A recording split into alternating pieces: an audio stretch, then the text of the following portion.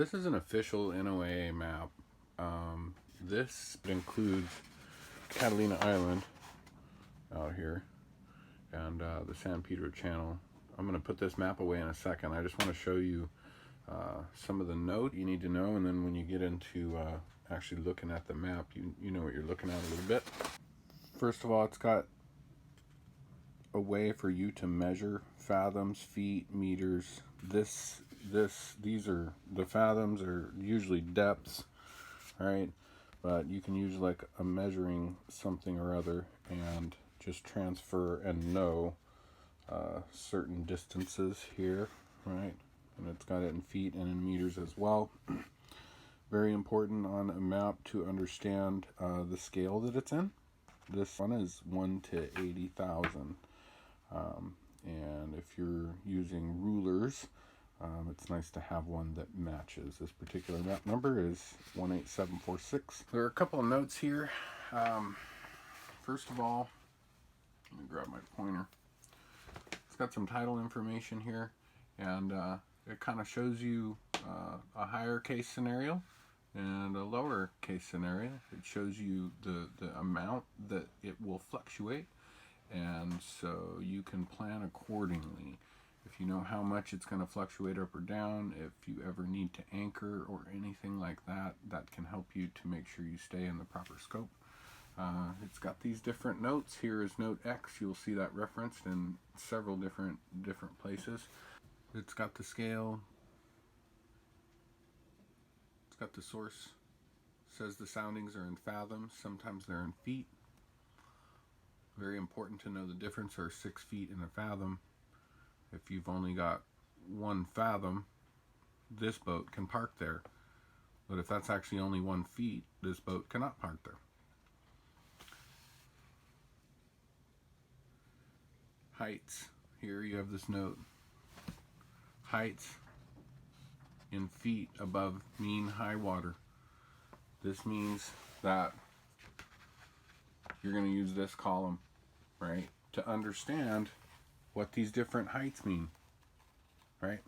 On these different, I believe the heights are for the different lighthouses and whatnot. Weather broadcasts, right? This is important information if you're out on the seas. Cable and pipeline areas that describe caution submerged pipelines, right? No, another note, right, that you'll see reference, note S. You'll see that reference throughout, and where you see it, this applies. Mineral development structures, okay? The source, it's got the years that this information is based on. So if you were talking to somebody, say this map was outdated, but the updated version still used this particular data for this area, you know your map would still be correct. Cautions, pollution reports, it's got numbers to call, authorities, right? It lists the different authorities, different warnings. The prudent mariner will not rely solely on any single aid to navigation. Supplemental information. U.S. Coast Pilot 7, I have that book and am reviewing it in the book section here. It's a very, very good thing to have in conjunction with this map. Aids to navigation. The U.S. Coast Guard Light List, it's saying consult that for supplemental information. Caution on the limitation of the use of the radio. Radar reflectors. Note C, a military exercise area. You'll see that referenced on these maps. So it's important to know these things. On the side of the maps, you have the degrees north and the degrees west. Everything on these maps that I'll be showing you will be 33 degrees north. Everything I'll be showing you on these maps will be 118 degrees west. So we'll talk in the smaller increments, but you will assume that the very first number west will be 118, the very first number north will be 33. And pretty much everything we talk about between here and Catalina. So I'm going to put this away, go over several of the tools you'll need. My favorite are the triangles. I've got the compass on there.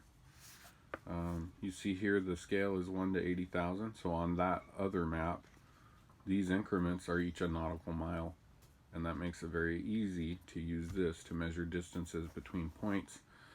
I like the triangle. You would use it in conjunction with another one, and you're able to take a direction or an area of sail, and you're able to use them together to transport this angle to this compass rose.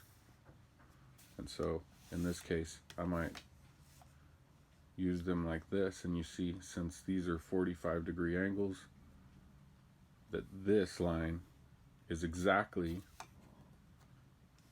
this line if I have these together right here.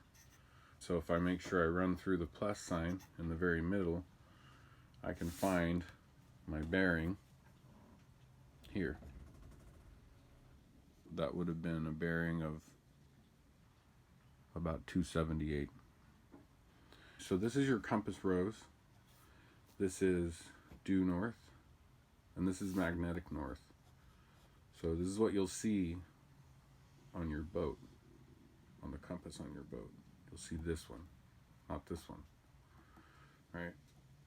It lists the variation. Okay, this is 12.15 degrees east, right, as of 2015, right? So we see that magnetic north actually points at 10, 11, 12, and some change. Now, there's an annual decrease, right? So 2015, it is now 2020. So I need to account for 5 different annual decreases. So this is a 5 with the slash here. This is a 15 with the slash. So really, since it's a decrease, and I've got to go down 20 here, right? It's going to be 11.9 degrees right now in 2020. So I wouldn't come this far. I'd be a little closer to the 10. Okay, but this is your compass rose, and on every map they have them in different spots where they're kind of out in the open. So no matter where what point you're measuring or what point of sail you're measuring, you have to be able to use these things to bring the angle that you're sailing on to the compass rose in order to determine your bearing. So I like using these. They can be used in many different ways. You can travel all the way across the map, being careful to hold the stationary one so that if there's some slippage of the non-stationary one, all you have to do is push it back too. So in this case, I'm holding this one down, and these have these nifty handles on them. And there are many ways that you can transport the different angles, right, to get to the compass rose and get to be able to cross the center at a certain angle. And so I'll show you different ways to do that.